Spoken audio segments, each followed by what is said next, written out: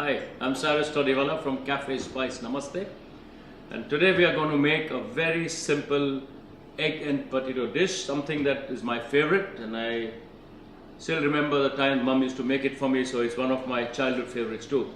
The dish is actually called papeta per idu, which simply means eggs on potato. And it's simply eggs coddled on mildly flavored potatoes with ginger, garlic, cumin, and fresh green chili and fresh coriander. That's about it really. So I'll run you through the ingredients today. And these are cumin seeds. So that's the main flavoring agent. Green chilies, piece of ginger, few flakes of garlic or cloves of garlic, blob of butter, fresh eggs, potato, some onion. You can use white onions, but always buy smaller onions. Don't end up buying big onions because they're full of water and liquid.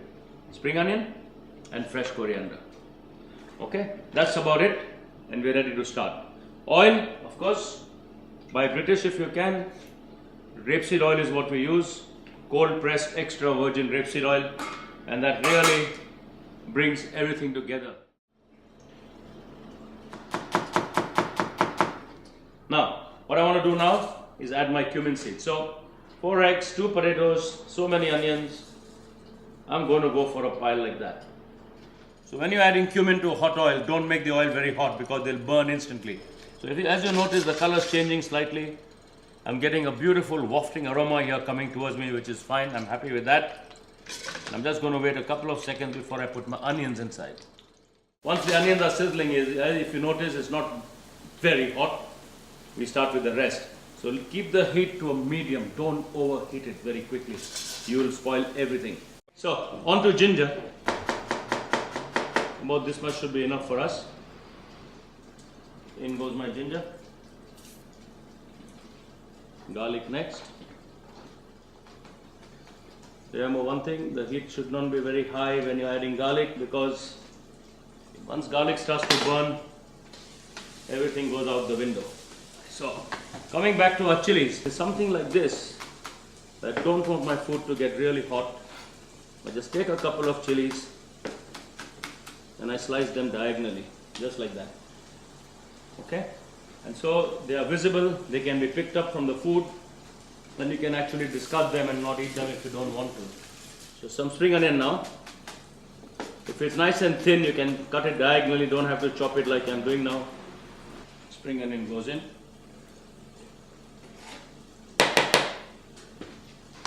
Just as that is sauteing now, we cut our potatoes. So it doesn't matter what the size is. What you want is peeled, but cut into slices about that thick. Okay, so roughly about 2, 3 millimeters, 4 millimeters, whatever you like.